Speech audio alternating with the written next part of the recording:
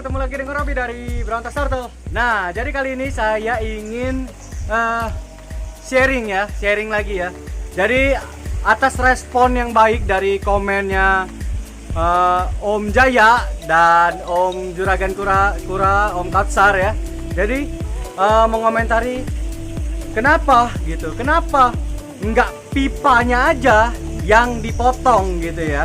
Dari settingan kolam Brazil, Ambon dan Korea lokal lainnya gitu ya. Kenapa ya? Nah, mau tahu alasannya? Tonton terus video ini sampai selesai.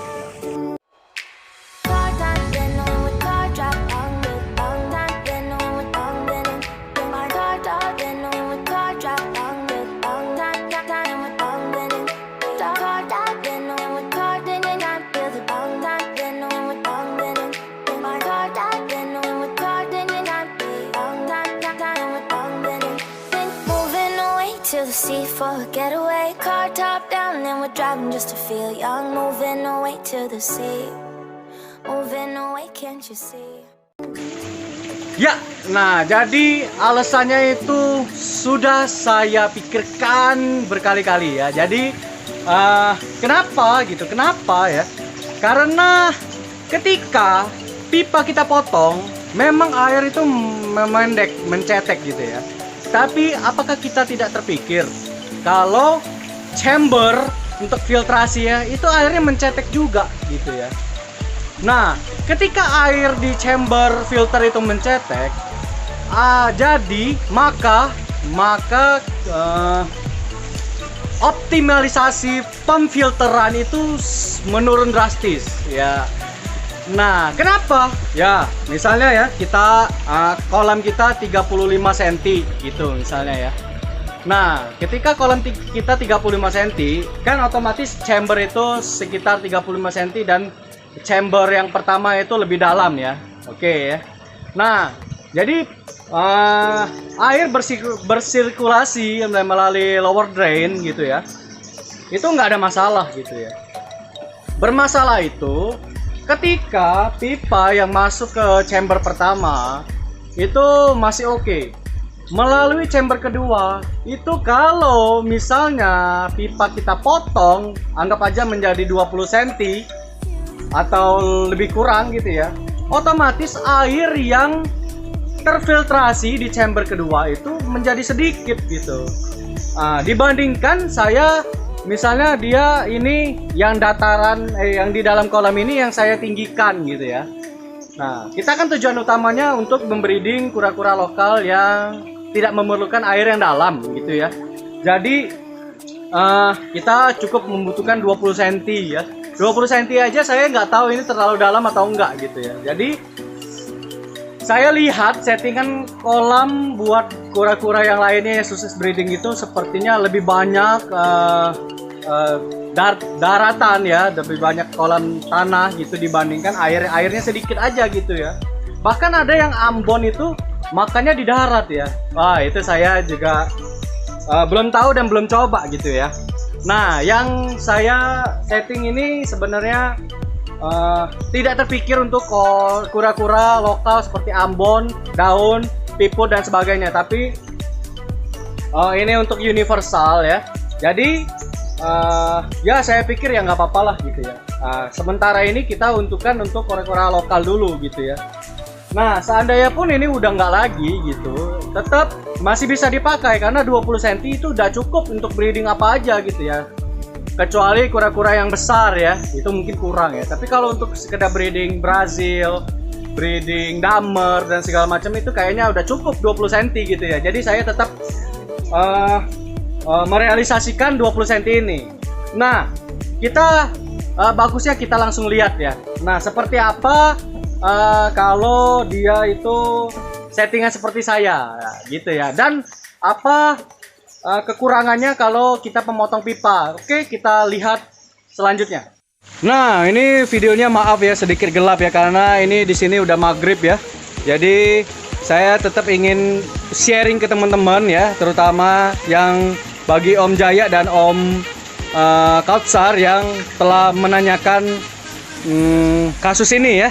Nah, jadi di sini saya mencetekkan bagian dalam kolam ya, mencetekkan bagian dalam kolam dengan menimbun adukan daripada saya memendekkan pipa ya. Nah, kenapa ya? Hasilnya seperti ini. Nah, jadi kura-kura tetap dia bermain di air yang dangkal, tapi keuntungan buat saya, menurut saya itu chamber filternya tetap utuh ya, dengan ketinggian yang tinggi. Nah, gitu ya.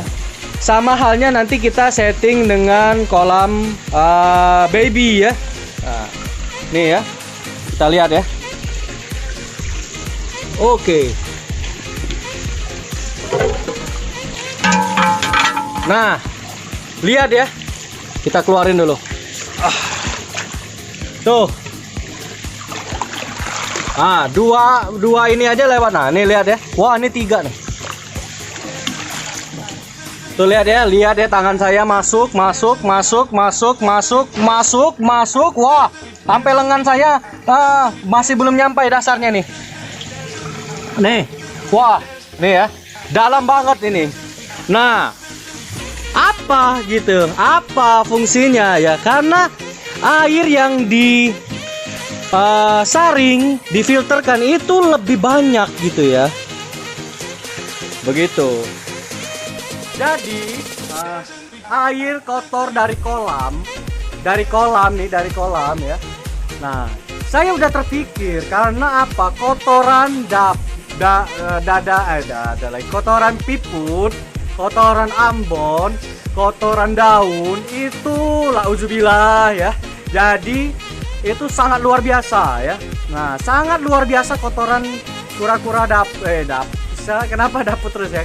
Kotoran piput, ambon, daun itu sangat luar biasa kalau menurut saya ya. Jadi saya membutuhkan filtrasi yang optimal agar tidak merepotkan saya di kemudian hari ya. Bukan dalam arti kita melihara kura-kura repot ya, tapi kalau kita bisa mempraktiskan, kita bisa mengatur, mengolah menjadi kita lebih efektif dan efisien dan tidak menguras banyak tenaga, kenapa enggak gitu, maksud saya gitu ya. Jadi tetap ya filternya ini dia dalam gitu, jadi memfilter lebih banyak kotoran, lebih banyak air yang difilter, jadi kolam kita lebih lama bersihnya gitu ya, tidak perlu menguras terlalu sering ya.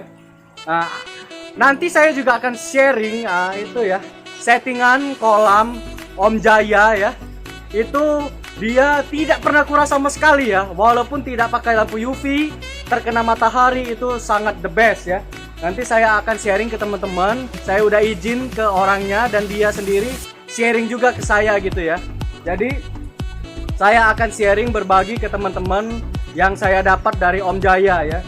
Nah, itu lebih hebat lagi, airnya udah mateng banget ya. Di sini saya masih perlu banyak belajar mengenai filtrasi yang baik dan media filter yang baik, chamber-chamber yang berkualitas itu seperti apa gitu ya. Jadi saya masih banyak harus belajar ya. Termasuk cara mengolah air biar matang seperti apa, saya juga masih banyak perlu belajar ya. Nah, jadi yang saya berlogik itu seperti itu ya. Lebih baik saya mencetekkan yang di dalam kolam daripada kita mendangkalkan pipa gitu ya. Memang praktis, tinggal potong pipa selesai gitu ya.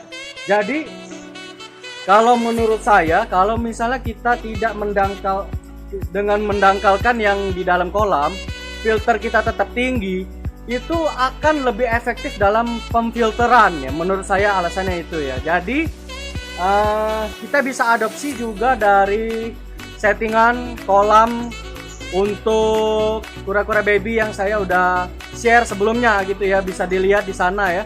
Jadi kolamnya itu dangkal banget ya, tapi filternya itu dalam ya. Dengan cara ya kita sama seperti ini teorinya, kita naikkan bagian dalam kolam ya, sedangkan filternya kita bikin tetap dalam. Jadi yang pertama, pompa tidak ketekor ya. Ini saya juga baru bisa kasih tahu juga ya. Air sedikit ya, air sedikit nih, contohnya 20 cm lah ya.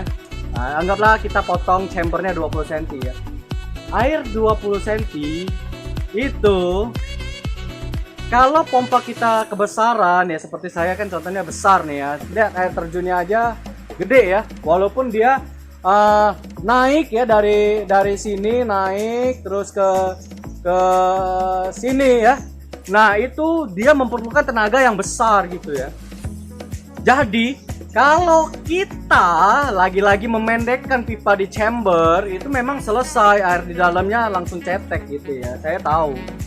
Tapi tidak efisien dan tidak efektif dan tidak berkualitas dalam segi pemfilteran yang pertama ya. Pompa kita juga rawan jebol dinamo. Ya itu ya. Jadi kita harus sayangi pompa kita karena dia mesin untuk memfiltrasi yang ada di kolam kita gitu ya. Kalau menurut pendapat pribadi saya gitu ya. Nah, jadi kalau air cetek, pompa terlalu kencang, mesin mengaum, lama-lama jebol dinamonya ya. Dan itu biaya lagi ya. Lebih besar biayanya beli pompa daripada merombak kolam ini ya. Karena saya juga pakai pompa yang lumayan gede ya gitu ya. Jadi saya berharap juga filtrasinya juga akan lebih baik gitu ya. Nah, sedangkan kita dijemur matahari aja menguap, dia dalam waktu seminggu 2 minggu air perlu ditambah. Kenapa? Karena penguapan ya, jadi air tetap harus berkala ditambah sedikit gitu ya untuk memenuhi ruangan chamber yang ada di pompa gitu ya. Nah, itu dia sekilas gambaran ya. Maaf banget kalau saya terlalu banyak ngebacot ya, tapi ambillah sisi positif dari sharing yang saya berikan kali ini. Jadi teman-teman tidak akan maksud saya ada pertimbangan ketika menghadapi kasus seperti saya, apakah memotong pipa ataukah mendangkalkan yang di dalam kolam gitu ya. Jadi itulah alasan saya kenapa saya mendangkalkan yang di dalam kolam daripada memotong pipa chamber gitu ya. Oke, terima kasih yang udah menonton sampai selesai. Ambil positifnya, buang negatifnya. Salam satu kurang banyak teman ya, kata siapa itu lupa ya. Oke, sampai jumpa di video selanjutnya. See you next video, ciao.